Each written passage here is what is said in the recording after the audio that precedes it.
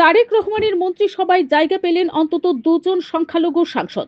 বাংলাদেশের সংবাদ মাধ্যমের রিপোর্ট অনুযায়ী নিতাই রায় চৌধুরী এবং দীপেন দেওয়ান মন্ত্রী হচ্ছেন। নিতাই এর আগেও মন্ত্রী থেকেছেন। এদিকে দীপেনের বাবা সুবিমল দেওয়ান জিয়াউর রহমানের মন্ত্রিসভায় প্রতিমন্ত্রীর মর্যাদায় উপজাতীয় বিষয়ক উপদেষ্টা ছিলেন। উল্লেখ্য, এবারের নির্বাচনে মাগুরা ২ আসন থেকে বিএনপির টিকিটে লড়াই করে জয়ী হন নিতাই রায় চৌধুরী। জামাত প্রার্থীর বিরুদ্ধে লড়ে বেশ বড় ব্যবধানে জয়ী হয়েছেন নিতাই বাবু।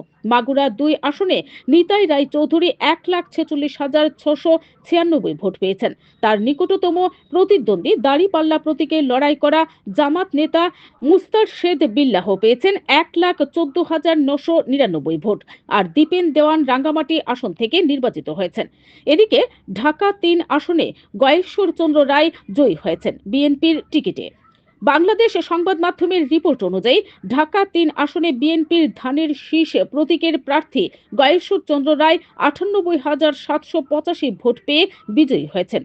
তার নিকটতম প্রতিদ্বন্দ্বী ছিলেন জামাতে ইসলামীর দাঁড়িপাল্লা প্রতীকের প্রার্থী মোহাম্মদ শাহিনুর ইসলাম ৮২,২৩২ ভোট পেয়েছেন। এর আগে গয়েশ্বর টেকনোক্র্যাট কোটায় মন্ত্রী থেকেছেন বাংলাদেশে। তবে এবার তাকে আর মন্ত্রী করা হচ্ছে না বলে জানা গিয়েছে প্রাথমিকভাবে। Bureau report, BTV Tripura news.